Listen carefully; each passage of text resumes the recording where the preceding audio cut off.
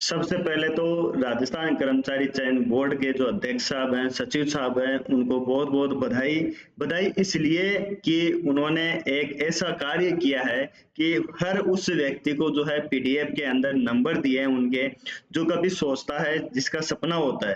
तो उन सभी को जो है अध्यक्ष साहब के इस नवाचार की वजह से जो है नंबर देखने को मिल गए हैं। तो इसके लिए उनके लिए एक बार ताली ज़रूर बनती है। उनको बहुत-बहुत धन्यवाद हो। कि उनको इस चीज का धन्यवाद देना भी चाहिए कि नहीं साहब पहली बार एग्जाम दी, या फिर अपन काफी दिनों समय था कि साहब पीडीएफ के अंदर रोल नंबर मिलने चाहिए रिजल्ट वाले के अंदर।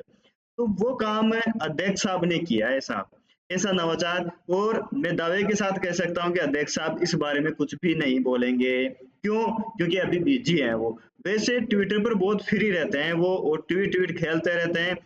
काफी समय से बोल रहे थे साहब अब रिजल्ट आएगा, अब रिजल्ट आएगा, अब रिजल्ट आएगा। कल दिन में 5-6 बार ट्वीट किया उन्होंने कि साहब रिजल्ट आ रहा है, रिजल्ट आ रहा है। और रिजल्ट आया तो 10 बजे आया, और आने के बाद में पता चला साहब सभी की दशा ही बदल गई साहब। रिजल्ट आने के बाद में सब कुछ बदल गया।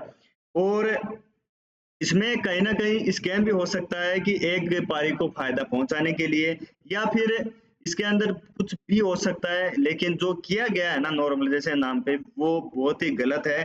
आप सबने देख लिया होगा इसके अंदर लगभग 70% लोग जो है 6 शिफ्ट वाले हैं वो ही लगेंगे। क्यों? क्योंकि उनके 25-25, 30-30 नंबर इंक्रीज हुए हैं। तो फिर वही रहेंगे जिसके 120 नंबर थे। 15 नंबर मान लो आप, 15 नंबर वाला भी 25 नंबर आ गए तो 140 नंबर आ गए, तो उसी का सिलेक्शन होगा। और आप देख भी लेना पीडीएफ के अंदर आप सर्च करोगे तो लगभग फर्स्ट शिफ्ट वाले हैं उन्हीं के नंबर उसके अंदर देखने को आपको जो third fourth shift six shift वाले हैं उन्हीं के नंबर आपको देखने को मिलेंगे, उन्हीं सीरीज के। कि ऐसा क्यों किया गया है? रिजल्ट आते ही सब कुछ बदल गया। नॉर्मलाइजेशन पता चला कि साहब सब कुछ बदल गया है इसके अंदर। और साथ में बड़ा दुर्भाग्य है अपने जो है प्रदेश का ले लो या युवाओं का ले लो साहब, उनका तो क्या वो फर्क पड़ेगा। कभी आउट ऑफ सिलेबस पेपर देते हैं साहब, फिर चुप रहते हैं। कभी क्वेश्चन इतने इतने मतलब थर्ड क्लास बनाते हैं, खुद के क्वेश्चन का खुद का आंसर नहीं होता है। कोर्ट भर्तियां जो है, भर्तियां कोर्ट में पहुंच जाती है, 78,000 रेट लग जाती है उसके अंदर। कभी क्या। और इनको देखो आप, बड़ी बड़ी चीजें हैं कि इनको नॉर्मलाइजेशन करना है साहब। ये कब पता चलता है? पेपर होने के बाद में।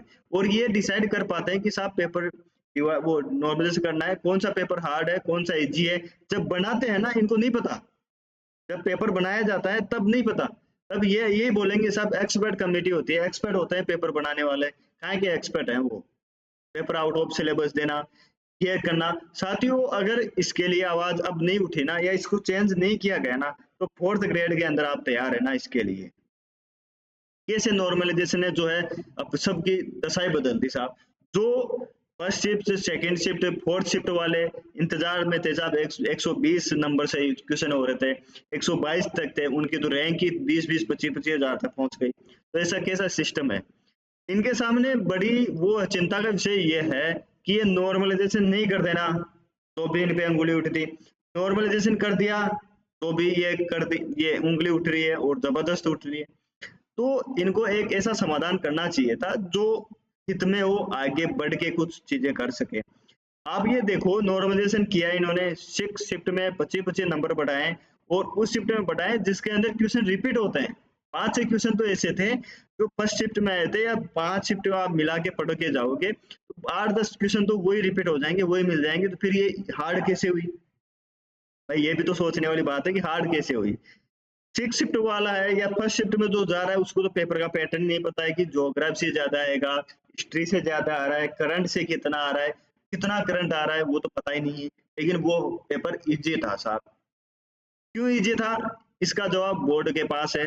फिर आगे बढ़ते हैं साहब कि जो है सिक्स शिफ्ट वाले हैं, पहले वाले पेपर को पढ़ते हैं, पूरा विश्लेषण करवाते हैं यूट्यूब पे, वो करते भी हैं, और फिर उनका भी पेपर हार्ड है, फिर नॉर्मलाइजेशन करके उनको जो है बढ़ा देते हैं साहब। सोचने वाली बातें हैं, करने वाली बातें हैं, इसको कुछ एक्शन करना चाहिए। जैसे बिहार के अंदर आंदोलन हुआ था साहब कि साहब नॉर्मलाइजेशन नाम पे वो कर रहे थे, और आंदोलन हुआ और उसके अंदर समाधान किया गया था। अपने राजस्थान में आंदोलन हो सकते हैं, लेकिन वो जो है डिजिटली आंदोलन ज्यादा होते हैं, इस पे ज्यादा विश्वास रखा जाता है, मैदान में कम आया जाता है, उस पर विश्वास कम रहता है।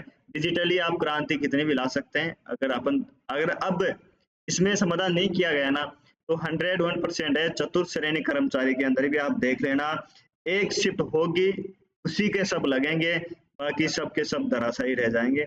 अपन ये नहीं कह रहे कि सिक्स शिफ्ट वालों के साथ गलत नहीं हुआ या फिर उनकी कोई गलती है या फिर उनके साथ को हमारी दुश्मनी है। किसी भी टीचर की उनके साथ कोई दुश्मनी नहीं है। आप अपने आप को ये ना समझे कि साहब हम क्या किए, भाई बोर्ड को नहीं पता, हमें भी नहीं पता सिक्स शिफ्ट में कौन है तो स्टूडेंट बेरोजगार ही है, उन्होंने एग्जाम दिया है। लेकिन सोचने वाली बात ये है कि किसी एक शिफ्ट से इतना ज्यादा सिलेक्शन होना वो कहाँ का जायज है। हार्ड का लेवल तो ये है कि फर्स्ट शिफ्ट है उसका हार्ड होना चाहिए, क्योंकि उसको पता ही नहीं है कि क्या आ रहा है क्या नहीं आ रहा है। इनका जो पैरामीटर है ना मापने का, वो शायद कहीं ना कहीं गलत है। इनके पास कुछ पर्याप्त संसाधन, पर्याप्त फॉर्मूला है ही नहीं ऐसा कि किस तरीके से अपन को स्केलिंग करनी चाहिए, इसके अंदर किस तरीके से क्वेश्चन बढ़ाएं, किस पर बढ़ाएं। भाई ऐसे पेपर क्यों बनाते हो आप? हर पेपर 6 पेपर हो रहे हैं, 10 पेपर हो रहे हैं, हर पेपर के अंदर ऐसा सिस्टम होना चाहिए कि जो एनालिसिस करते हैं उनको मजबूर हो जाए कि किस टॉपिक से क्वेश्चन पूछ रहे हैं। अगर ज्योग्राफी से पूछ रहे हैं तो अगले में कुछ अलग देना चाहिए, फिर उससे अलग देना चाहिए और सोचने में मजबूर हो जाना चाहिए लास्ट वाला कि यार पढ़े तो क्या पढ़े। हो सकता है कि अब अपने साथ यही एक साथ पेपर बनाया गया था, अच्छे पेपर अपन बात करें तो 900 क्वेश्चन हो गए, 900 क्वेश्चन बना दिए और उनको सबको बांट दिया, कोई पेपर लेवल नहीं, कोई हार्ड नहीं, कुछ नहीं, बस बना दिया जो बना दिया। उनको लगा नॉर्मलाइजेशन करना चाहिए, उनको ये नहीं पता कि इसका क्या इफेक्ट पड़ रहा है, क्या वास्तव में ऐसा जायज है या नहीं है। लेकिन कोई मतलब नहीं है साहब, कर दिया, थोप दिया। अब जो भुगत रहे हैं वो 1-2 दिन रो लेंगे, आगे बढ़ जाएंगे, उनको ये बोल दिया जाएगा साहब आपकी किस्मत में नहीं था, क्यों आप इन टीचर से, इन नेताओं के चक्कर में पड़े हो, क्यों अपने फ्यूचर को खराब कर रहे हो, आप आगे बढ़ो और आगे की तैयारी करो, कुछ नहीं होना जाना, ये कर दिया जाएगा और आगे बढ़ जाओगे आप। लेकिन साथियों ऐसा करने से नहीं होगा, चेंज करना चीजें अपने हाथ में है।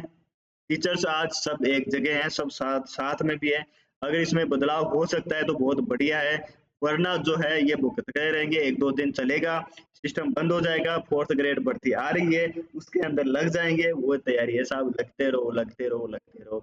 बात करें रिवाइज रिजल्ट होगा क्या, कई साथी सोच रहे भी है, बोल भी रहे हैं कि सर रिवाइज रिजल्ट रिवाइज होना चाहिए। तो रिवाइज रिजल्ट इतनी आसानी से नहीं होता है, बहुत उसके लिए बहुत मेहनत और सड़कों पे उतरना पड़ता है, वरना रिवाइज रिजल्ट हो सकता है, ऐसा कोई बड़ी बात नहीं है, लेकिन होगा नहीं। क्यों नहीं होगा?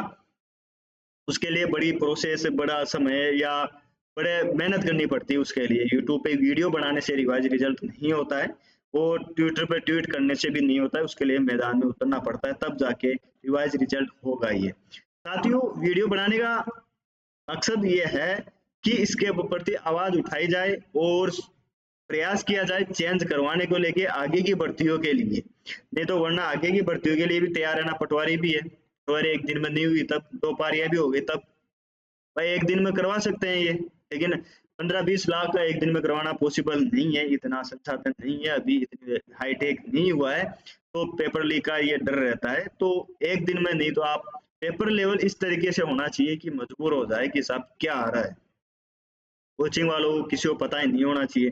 दूसरी बात ये, यूट्यूब पे एनालिसिस जो करवाते हैं वो बंद कर देना चाहिए, ये स्टूडेंट हित में होता है। लेकिन दूसरी तरफ देखा जाए तो कुछ स्टूडेंट जो पहले पेपर दे चुके हैं उनके साथ अहित भी होता है, उनके साथ गलत भी होता है, तो ये भी एक तरीका है। तो ये आने वाले समय में बंद हो जाएगा, नॉर्मलाइजेशन जो पेपर का एनालिसिस करवाते हैं वो बंद हो जाएगा, ठीक है। तो ये है, बाकी आवाज जो है ट्वीट कीजिए आप, जो है साथी जो यूट्यूब जो नेता है उनका सहयोग कीजिए, तब जाके कुछ हो सकता है, वरना कुछ नहीं है, 1-2 दिन चलेगा और बंद हो जाएगा। बहुत गलत हुआ है, ऐसा नहीं होना चाहिए था।